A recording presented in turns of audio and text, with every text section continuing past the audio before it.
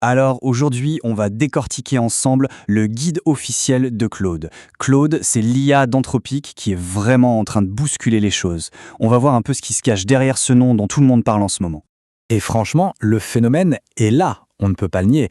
Claude est en train de s'imposer comme un vrai poids lourd de l'IA. Des millions de personnes sont en train de laisser tomber des outils comme ChatGPT pour passer à Claude. La question c'est pourquoi? Qu'est-ce qui explique un tel engouement? Eh bien, il y a un hic. Le principal obstacle, en fait, c'est la formation officielle pour vraiment le maîtriser.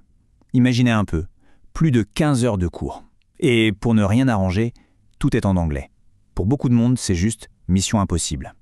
C'est justement pour ça qu'on a fait tout le boulot de débroussaillage. On a pris ces 15 heures de formation et on les a compressées, distillées, pour n'en garder que la crème de la crème. L'objectif, c'est simple, avoir toutes les clés en main pour maîtriser Claude. Et ce, en moins de 5 minutes. Allez, on y va? Bon, pour commencer par la base, Claude, c'est quoi au juste? C'est ce qu'on appelle un grand modèle de langage, ou LLM pour les intimes. Il a été créé par Anthropic, qui est aujourd'hui le grand concurrent d'OpenAI. Pour se faire une image, c'est un peu comme un cerveau numérique qui aurait dévoré une bibliothèque quasi infinie pour apprendre à discuter, à raisonner, à créer, presque comme un être humain. Mais attention, c'est là que ça devient vraiment intéressant. Il faut comprendre que Claude n'a pas du tout été pensé pour être un simple outil.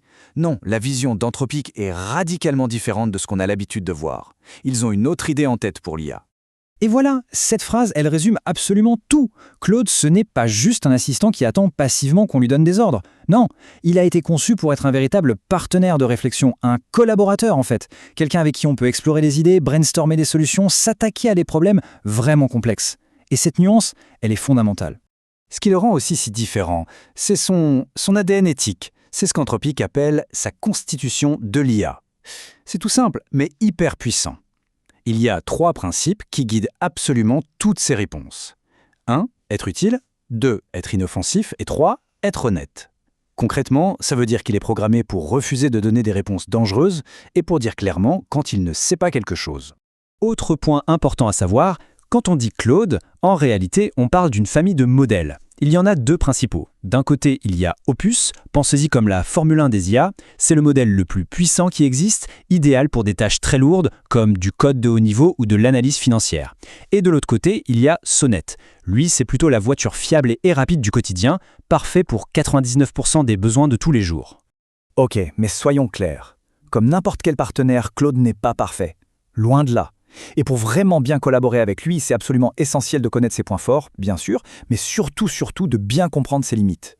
Alors, côté force, il y a plusieurs domaines où il brille vraiment. Premièrement, tout ce qui est création de contenu. Il a cette capacité assez bluffante à garder un ton, un style, de façon hyper cohérente. Ensuite, il est redoutable pour la recherche et l'analyse. Pareil pour la génération de code, surtout avec le modèle Opus qui est une vraie bête de course. Et enfin, sa capacité à suivre un raisonnement logique pas à pas. Maintenant, les faiblesses. Et il faut les connaître par cœur. Comme toutes les IA, il peut halluciner, c'est-à-dire qu'il peut inventer des trucs et les affirmer avec un aplomb total. Attention à ça. Ensuite, ses connaissances ne sont pas en temps réel, elles ont une date de fin. Sa mémoire à court terme, ce qu'on appelle la fenêtre de contexte, est immense, oui, mais elle n'est pas infinie. Et un dernier point, si on pose la même question 2 fois, on peut avoir 2 réponses différentes. C'est tout à fait normal, c'est ce qu'on appelle le non-déterminisme. Bon, alors, la question à 1 million. Comment on fait pour jongler avec tout ça, ses forces et ses faiblesses, pour en tirer le meilleur? La réponse, elle tient en un seul mot, le prompt, la consigne qu'on lui donne. C'est ça, la compétence clé. C'est ce qui change absolument tout. Et pour ça, Anthropic nous donne une méthode super simple, une sorte de recette en 3 étapes. Étape 1, on pose le contexte. Qui parle? Quel est l'objectif final? Étape 2, on définit la tâche, très précisément. Qu'est-ce que Claude doit faire? Et étape 3, on spécifie les règles du jeu, le ton, le style, le format de sortie. Un prompt structuré comme ça n'a rien à voir avec un prompt balancé à la va-vite. Et ce petit tableau, c'est un peu la trousse de secours du prompteur. La réponse est trop générique, c'est simple, il faut ajouter du contexte, plus de détails. Elle est trop longue ou trop courte, on lui dit exactement la longueur qu'on veut, en 200 mots par exemple. Le format ne va pas? Le top, c'est de lui montrer un exemple de ce qu'on attend. Et le réflexe ultime, si une info semble bizarre, on ne la croit pas sur parole. On demande les sources, toujours. Ok, attention, là on passe au niveau supérieur. On va parler des fonctionnalités qui changent complètement la donne.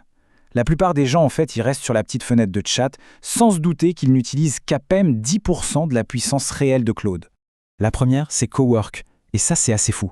Ça transforme Claude en un vrai copilote pour l'ordinateur. On peut littéralement lui dire un truc du genre « Ok, va dans mon dossier téléchargement, trouve le dernier rapport PDF, lis-le, fais-moi un résumé, ensuite va sur le web chercher les chiffres les plus récents sur ce sujet, et avec tout ça, prépare-moi une ébauche de présentation. » Et le truc, c'est que Cowork, il le fait, tout seul. Deuxième super pouvoir, les artefacts. L'idée est géniale. Au lieu que Claude se contente de décrire ce qu'il faut faire en texte, il le construit en temps réel, juste à côté de la conversation. On ne parle plus de texte là. On parle d'un résultat concret, tangible, avec lequel on peut interagir. Concrètement, qu'est-ce que ça veut dire? On peut demander à Claude de coder une page web et hop, la page web apparaît et fonctionne juste à côté. On peut lui demander un tableau de bord et on peut cliquer sur les graphiques, les explorer. Ou de faire un organigramme et on peut le bouger, le modifier en direct. On passe de la description à la création pure. Et enfin, le troisième super pouvoir, les skills ou compétences. C'est l'idée de pouvoir enregistrer un savoir-faire, un processus, pour en faire un outil qu'on peut réutiliser à l'infini. Par exemple, on peut créer un skill qu'on appelle « mon traducteur juridique ». On lui apprend une fois à traduire un texte dans un style très formel, très spécifique. Et ensuite, c'est comme si on avait embauché un employé virtuel spécialisé. On peut l'appeler n'importe quand pour qu'il refasse exactement cette tâche. Et on arrive au conseil qui est peut-être le plus important de tous, le changement de mentalité qu'il faut avoir. Il faut voir l'interaction avec une IA comme un vrai dialogue. La toute première réponse qu'elle donne, ce n'est jamais le produit final. Jamais. C'est le point de départ, c'est le début d'une conversation. Après, on affine, on critique, on demande de corriger, on itère, jusqu'à obtenir un résultat vraiment excellent. Et tout ça, ça nous amène à une dernière réflexion, pour ouvrir un peu la perspective. Si ces IA ne sont plus de simples outils, de simples exécutants, mais qu'elles deviennent de vrais partenaires de réflexion, alors la question fondamentale change complètement. La question n'est plus « qu'est-ce que l'IA peut faire ?», mais plutôt « qu'est-ce qu'on va pouvoir créer ensemble ?» Et ça, comme vision pour le futur, c'est assez vertigineux.